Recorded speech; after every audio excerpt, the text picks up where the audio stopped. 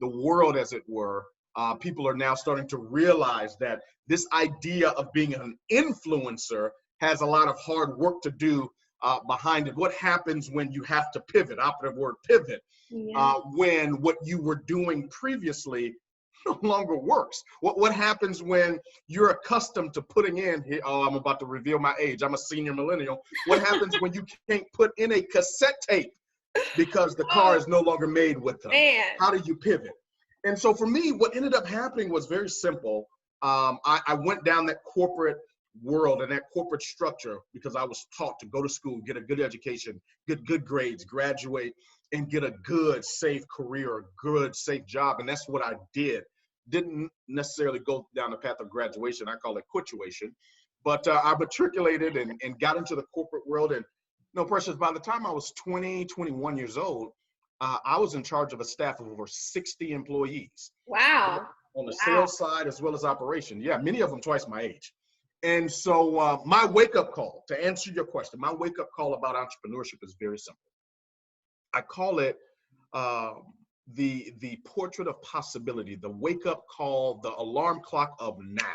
Meaning, sometimes bad things do happen to good people.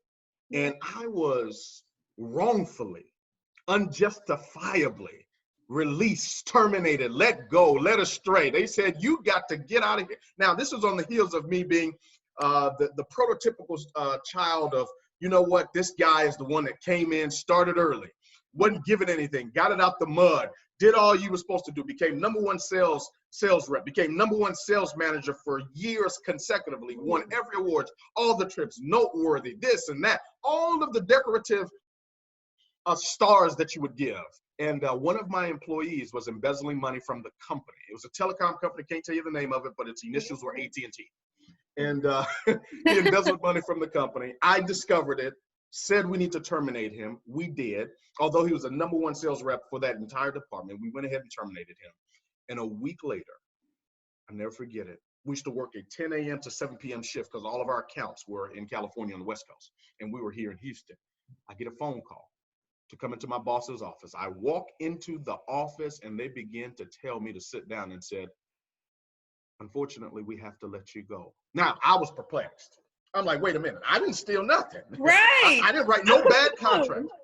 I'm the one discovered what this guy was doing because he had been in that position 2 to 3 years before I became his manager because I got promoted. It's amazing that most people want the promotion and the elevation, but you cannot deal with pivoting through the transitional phases of situations that may not be your fault, but become your problem.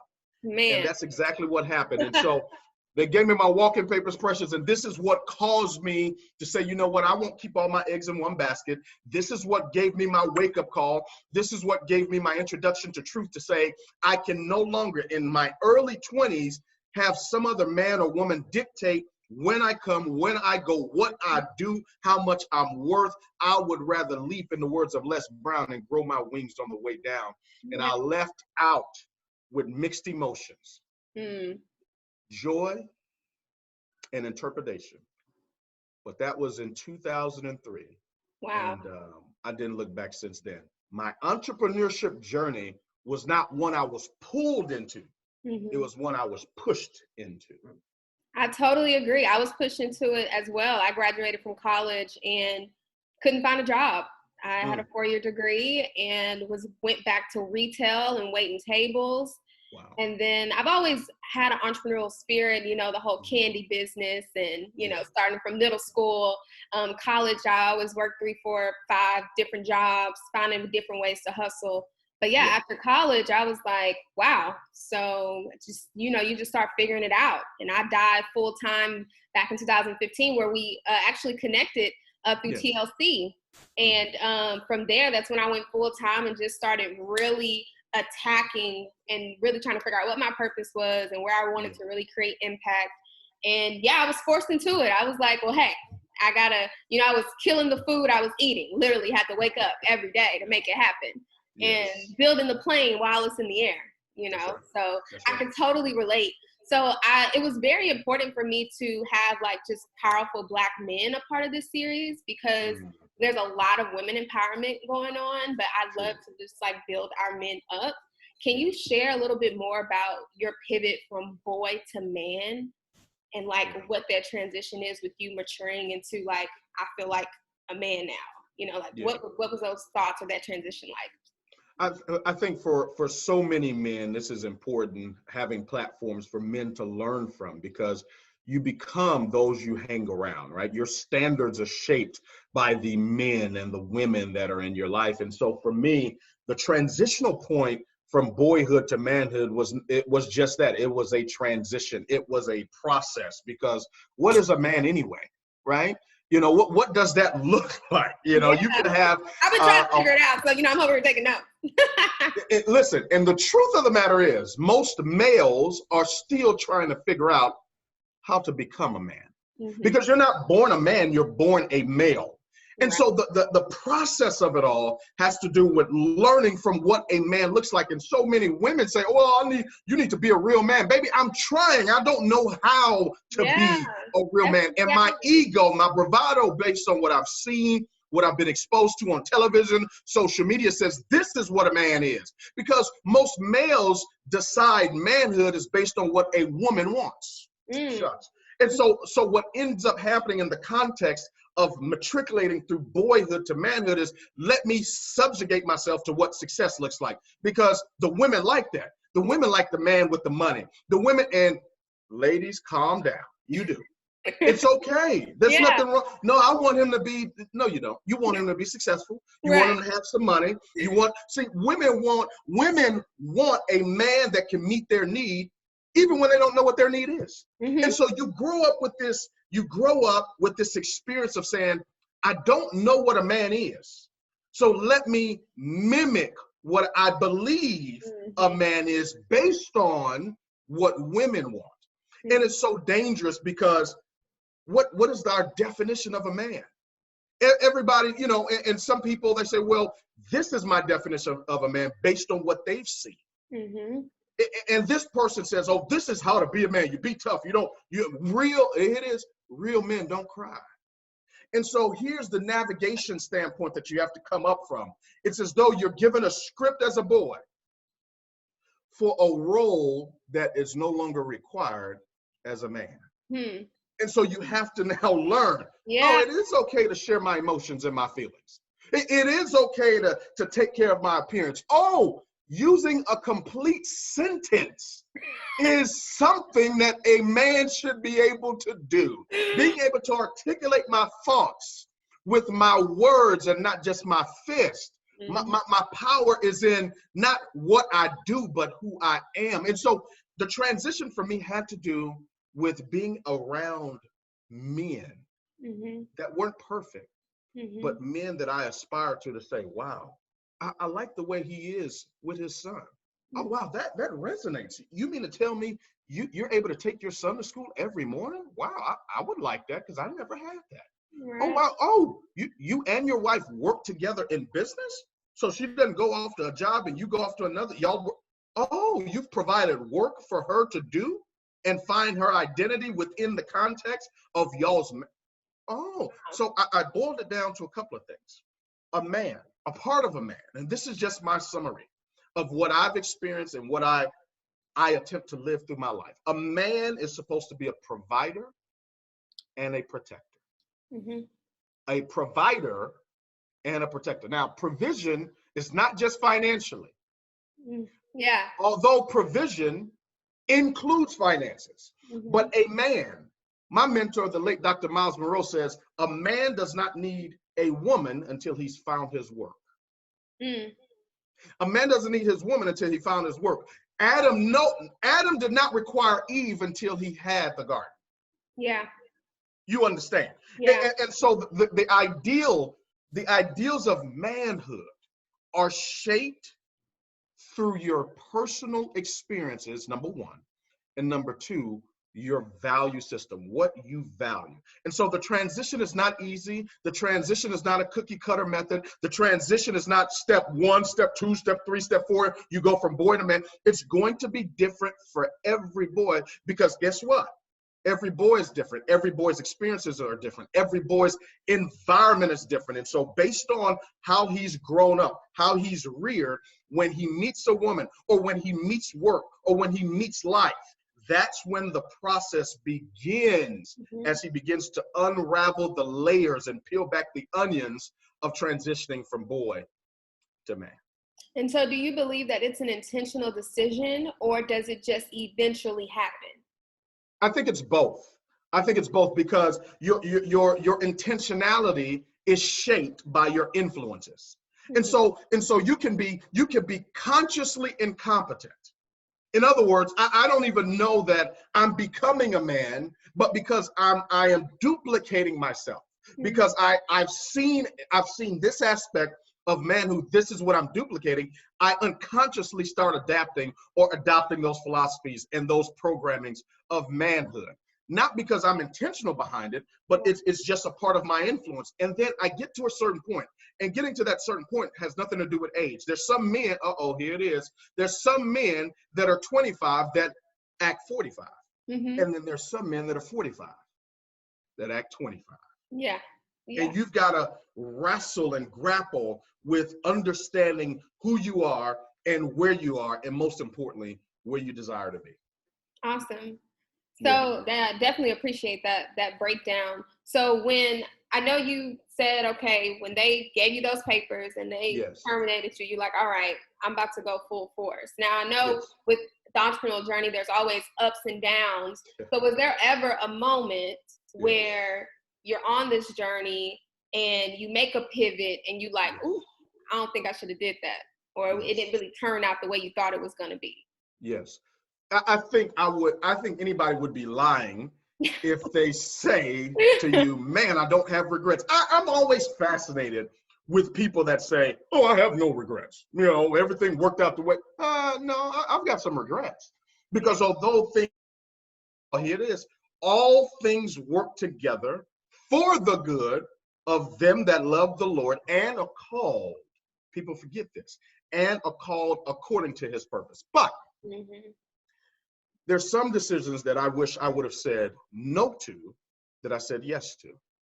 And there are other decisions that I wish I would have said yes to that I said no to. But I count it all joy. You know, one of my experiences was, a mentor of mine, gentleman that I started to aspire to be like, influence, right? I was enthralled and enamored with not just his success, but what he had created in terms of successors, because I think that success without successors is failure. And I never wanted to be a public success and a private failure. And so, this gentleman I aspired to be like, and he took me in because mentorship is wisdom without waiting. Mentorship is gain without pain. Mentorship is the shortcut. And so I had this mentor, and I submitted myself to him. I submitted myself to his philosophies, his way of thinking, and I started to duplicate it until we came to a crossroads, whereas I didn't understand what the mentor saw. And I didn't agree with his decision, so we parted ways. And that's oftentimes what happens between mentors and proteges. That's how you find your own path. It's you kind of start spreading your own wings to say, hey, I want to take off the training wheels, and you are those wheels. I need to take you off. And so I did. And here's the challenge, though. The challenge with the decisions is when you take off the training wheels, you don't always stay balanced. The purpose for training wheels is to keep you balanced. And so initially, when you take off your training wheels, you'll begin to lose balance and lose control. And oftentimes, if you're honest, you'll fall. And depending on where you're riding, depending on the road, depending on your path, the fall may feel differently. For those of us that are riding our bicycles on grass, the fall may be a little bit more tempered. For those of us that are riding on a dirt road, you get dirty, but you can dust yourself off. But for those of us that are on that concrete journey, and you're on that bicycle and you remove the training wheels and you fall, you're definitely going to scrape your knee. You're definitely going to scrape something. Something is going to break or something is going to hurt. And that's what happened to me. I was on I was on the concrete jungle. And I took off the training wheels of my mentor and I didn't follow his advice. And I found myself spiraling. I found myself falling. I found myself with scars and bruises. In other words, I found myself broke and broken. It's one thing to be broke. To be broke means to be temporarily out of funds. Right. That's different from poor. Poor means P-O-O-R, passing over opportunities repeatedly. That's a mindset. But to be broke means I'm in between blessings. To be broke means I don't even have ends meeting. My ends aren't even seeing eye to eye. To be broke means I'm temporarily without resources, but it doesn't mean I'm not resourceful. Right. Broken. Oh God.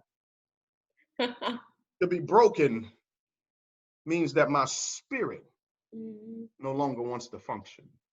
To be broken means I am now suffering, and some of you may not agree, I am now suffering from an identity crisis. Who am I? What am I doing? And I'll be honest with you, as an entrepreneur, you're called to have these crises. A crisis means I'm not in control of it. A crisis means I've got to surrender. A crisis means I've got to now pivot and find, all right, who I used to be is not who I'm supposed to be. And so I've got to find myself evolving or I will evaporate. Right. And so that decision caused me to not just stumble, it caused me to fall and get these scars.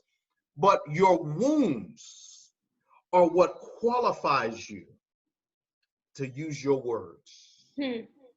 Your wounds qualify your words. In other words, when people hear you and when they see your life, they always want to do, as your algebra teacher, as your arithmetic teacher used to say during test time, show your work. Huh. Yeah, I know you got the answer, but show your work. Show it all the way out. Yeah. Don't you used to love those test taking times and be like, yeah. This ain't no Scantron test. Yeah. Anybody can pass a Scantron test. Yeah. Anybody can put on a filter. Anybody can create a bio. Anybody with a modicum of resourcefulness can get the answer. But those of us that can show our work are the ones who have scars, because my scars validate and prove that I survived something. Right. That otherwise killed me. So that decision caused me to spiral out of control and fall and get scars, but it's eventually, and that's what happens. Sometimes it happens immediately, but other times it happens eventually, where you're picked up, your spirit becomes mended, your soul becomes blended with not who you are, but who you're designed to be. And all of those wounds, I've heard it said this way: the greater the gift, the deeper the grief. The greater the gift, the deeper the grief. And so it is that grieving process that you have to go through and grow through as an entrepreneur that I had to embrace, to say, you know what, I have made a decision to remove these training wheels. I have fallen, but I won't stay here. That's a conscious decision. Yeah, I was one of the famous interviews from Nipsey. He talks about having to go through every emotion. Yeah. And I know I've been through a lot of emotions even on this journey. And I say that my journey started when I was 16. When I was 16 was when my mother got incarcerated. My dad distanced himself from me. I was a junior in high school, and I had to make a decision to either play victim or be the victor. And I made that decision quick because I didn't want God to think I was doubting his work. And so that's when I made the commitment that I'm about to be committed to figuring out my purpose. And I call it, that's when I activated my greatness.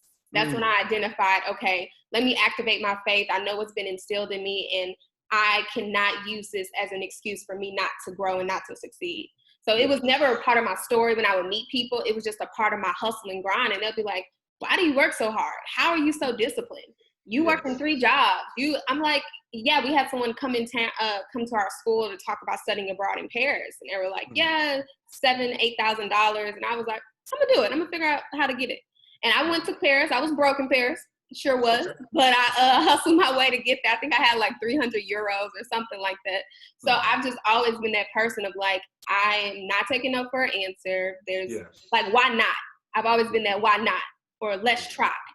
And people, they kind of get a little intimidated by my fearlessness, but I tell them all the time, like, I have that much faith in God. Like, I know where I've been. So I've seen big giants and I've defeated them. So there's literally, what can I not do? That's literally how I approach a lot of situations nowadays. And I have those scars, and you have those quiet times and your moments where you're like, wow, like even with this pandemic, like I'm like, I've isolated myself. I was in quarantine before this because I knew what God had prepared for me for 2020. You know, just being more disciplined and just really building a stronger relationship and getting more aligned. And yeah, it's definitely causing more sacrifice, but I know what the end goal is, and keeping that in front. So going back to pivoting, what are some of the things that you can, or tips you can give to us that, you know, everyone's being forced to pivot right now. So what are 2 or 3 things that we should just keep in mind when it's time to make that decision to pivot and figuring out left or right or what direction? You're so right. We're all being forced to pivot. The millennial generation would say we're all being forced to level up. And so it's amazing. You know, one author says, either you change or life will change on you. And so, you know, I think one of the things that all of us have to realize is that sometimes in life, it's time to pivot. Pivoting, you know, I define as a place of transition, and I've been there many times in life, and many people have been there.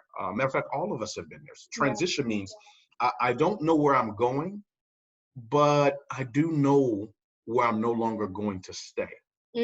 Fannie Lou Hamer, activist, acclaimed activist, used to say it this way. She would say, I'm sick and tired of being sick and tired.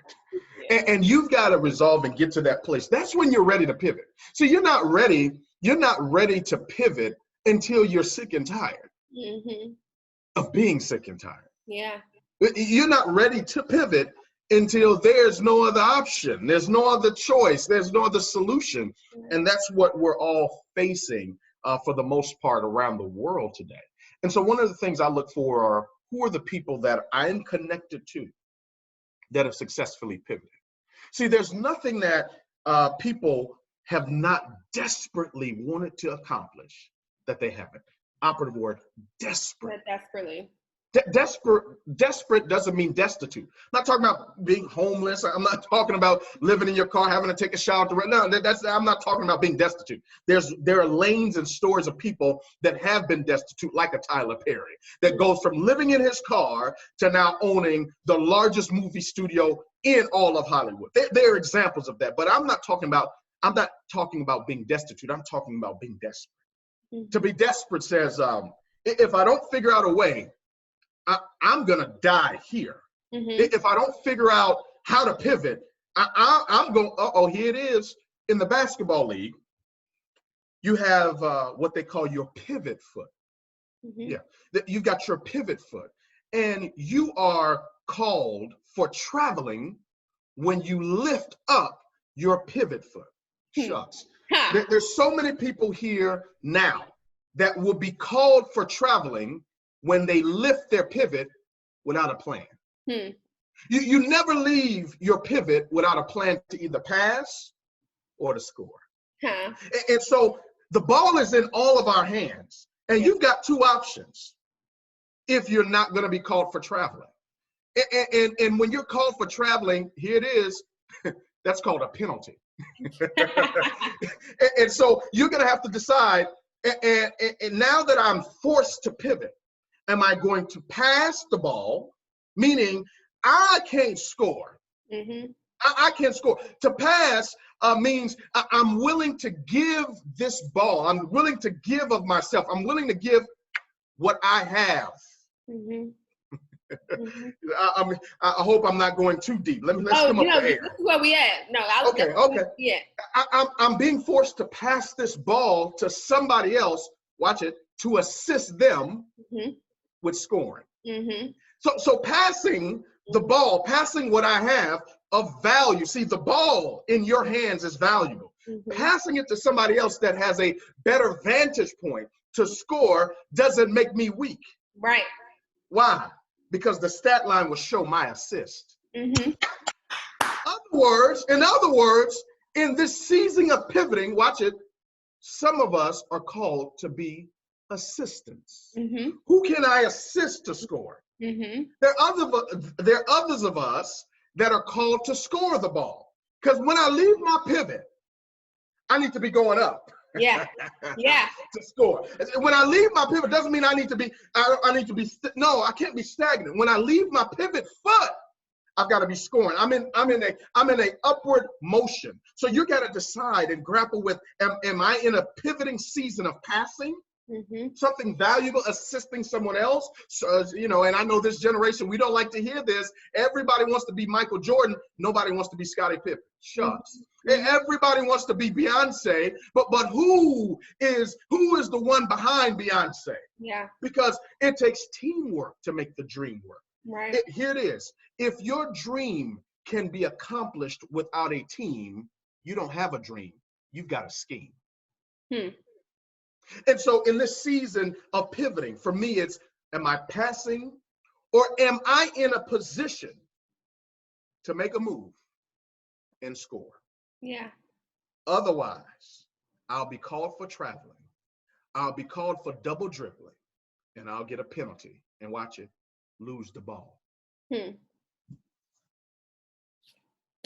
I really just don't know what else to say after that. I mean, that right there, I'm gonna have to get a whole different separate little replay just for that lesson within itself. Yes. No, that is phenomenal. I absolutely love that analogy, and I think it's very relatable. Yeah. And it's very black and white. Which one? Yeah. Because you have to be real with yourself, and I'm so big on honoring your truth. Yeah. You gotta honor your truth and know and be real with yourself. True. And I always say you gotta reality check yourself. Mm-hmm. Before you make certain decisions. You got to do that reality check. So I consider you an amazing, amazing leader. And I know I haven't worked directly under your leadership, but this build it for your last name, that movement alone, I'm like, I can connect with that. What was the inspiration behind that? And what is the true intention of this movement? Yeah. You know, what's so interesting is people see the brand today, and it's amazing how these things happen. It's Googleable. You can go on Facebook, you can go on Instagram and hashtag build it for your last name, hashtag BIFYLN, and you'll pull up thousands and thousands of people that have been able to connect to the vision and just been able to inspire other people to create their own visions, their own replication of the interpretation of what this means to them. And my mission statement is an inheritance is what you leave for people, but a legacy is what you leave in them. Mm-hmm. And that has to do with the context of the intentionality behind Build It For Your Last Name. But it was not birthed from a place of passion. It was not birthed from a place of branding. It was birthed from a place of pain. Mm-hmm. I was going through a pivoting season, a transitioning season.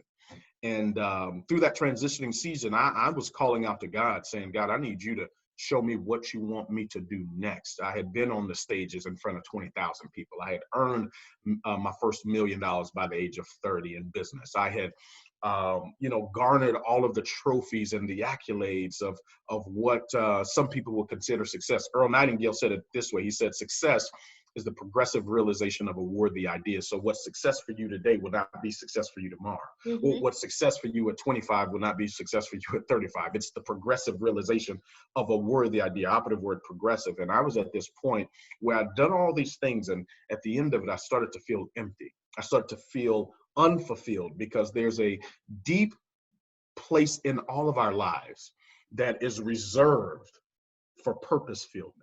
Mm-hmm. Meaning profits won't fill this hole. Fame will not fill this hole. Money won't fill this hole. The only thing that fills that hole in our life is feeling as though what you're doing is not just successful, it's significant. Mm-hmm. Like your life has meaning. Beyonce penned a song many years ago that it was titled, I Was Here. Mm-hmm. When you leave this earth, will people remember that you even showed up?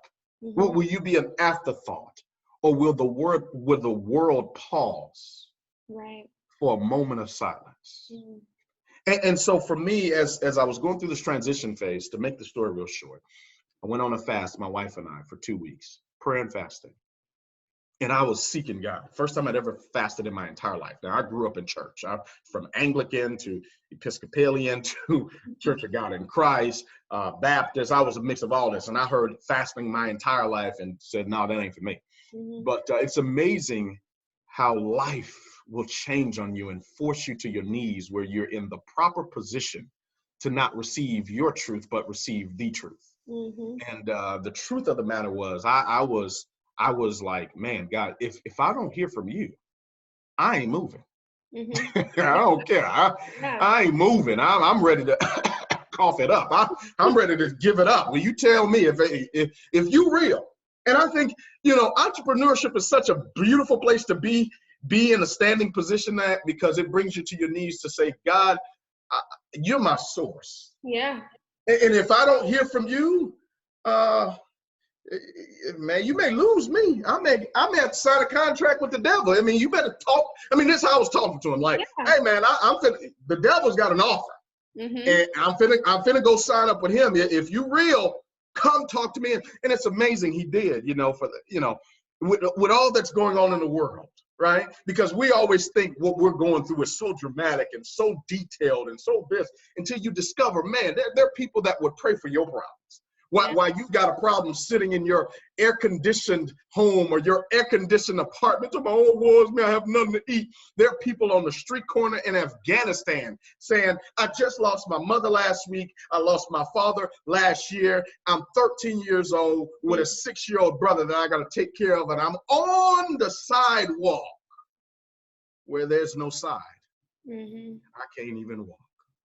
But God took time away from global pandemics. God took away time from all the other significant and important things in life and came and saw about me right there on my floor. Precious, I was in tears. I just finished a podcast that we would do. It was called Motivational Moments in the Morning. That's why I'm so proud of you and what you're doing. I was committed to doing this Monday through Friday because it was inspired by another man that I saw that was doing podcasts once a week. And it was motivational. I think it was Motivational Mondays. Thank God it's Monday. Eric Thomas is doing it every single Monday. And I was fascinated with his story. He said, man, I was just serving my gift, just getting my information out there for free. And I said, okay, he was getting it out there Monday. I'm going to outwork, outthink, and out-sacrifice everybody. So I said, I'm going to do Monday through Friday. He was doing Monday. I'm doing Monday, Tuesday, Wednesday, Thursday, Friday, because you can't outwork me, right? Yeah. I'm in a season of sowing, right? You're either in a harvest season or sowing season. Right. The harvest is what you keep. So if what you have is not what you want to keep, then what you have is not the harvest, it's the seed. So you've got to sow to grow. So I said, okay, I'm going to sow my talent. I'm going to sow my time. I'm going to sow my gift. And that's what we did Monday through Friday. I'm doing motivational moments in the morning, 7 a.m. to 7:30 a.m. Me and my wife, we would be delivering. This is when we were using conference calling systems, just before Zoom and all that. Yeah. So we would see thousands of people every single week getting on this call, and we were serving and sharing from our experiences, our successes, our transitional points, all these things. We're just doing it. And I'll never forget, Precious, one day I fell on my face after this podcast. I'm in tears. I'm like, I'm on fast now. I'm fasting, no food. I'm delivering in the morning. You know how it is when you're sharing and you're emoting and you're giving your essence away. You're drained afterwards. Yeah. And so I finished and I fell on my face. I'm in tears. I'm like, God, I still don't know what I'm gonna be doing. I don't know. This podcast is cool, but I need to get back to my work. I need to. What am I supposed? I need to feel like I'm working. Right. And I heard him. He said, build it for your last name. It came to me so clearly. As clearly as I just said it, it's how it sounded to me. Build it for your last name. That's what got me up from the floor of life. And I ran and I told my wife, I said, honey, starting in 2016, what we're going to be doing is building it for our last name. And it developed. There was a metamorphosis for us to say, you know what? Ambition is about me, but vision is about we. I wanted my life to be significant. I wanted to do something that was imperative, that was important, that was connected to people, that served people in the way that I'm gifted to serve.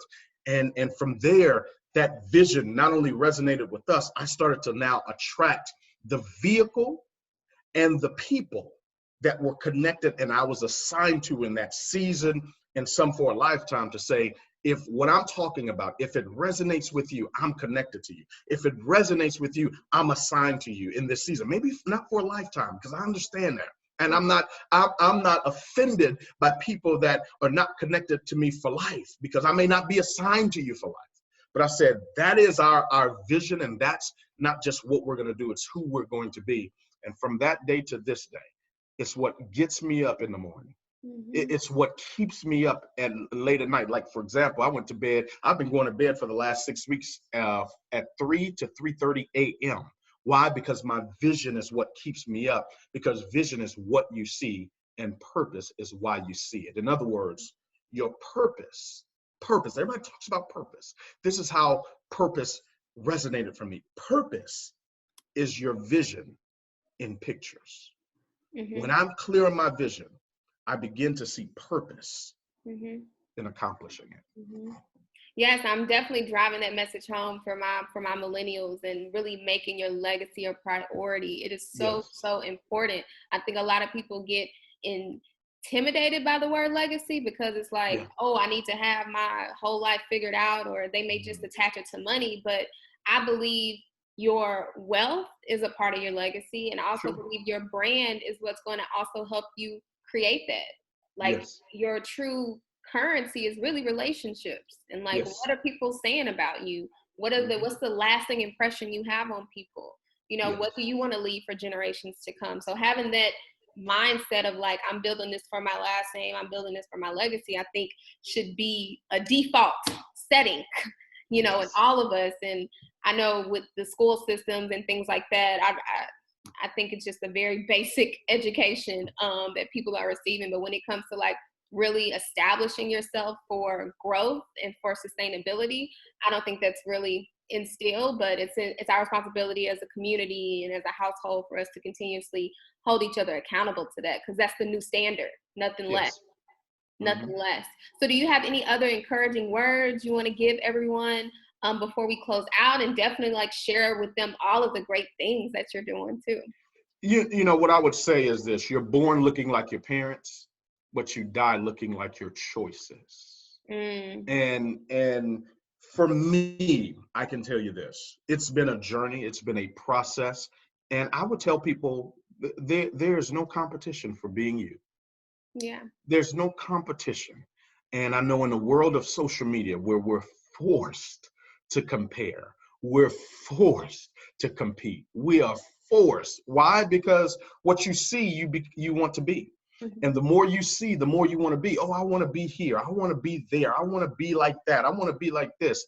And the reality, there's nothing wrong with that as long as you interpret it correctly. And the truth of the matter is this: hard work gets you started, but heart work keeps you going. Let me say it again. Hard work will get you started, but heart work will keep you going. In other words, hard work will get you there, but it's only heart work that will keep you there. Out of the abundance of the mouth, the heart speaks.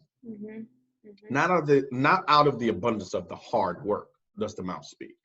And heart, as I use it in this context, I'm not talking about the heart, ladies and gentlemen, that beats in between your chest cavities. That's not what I'm saying.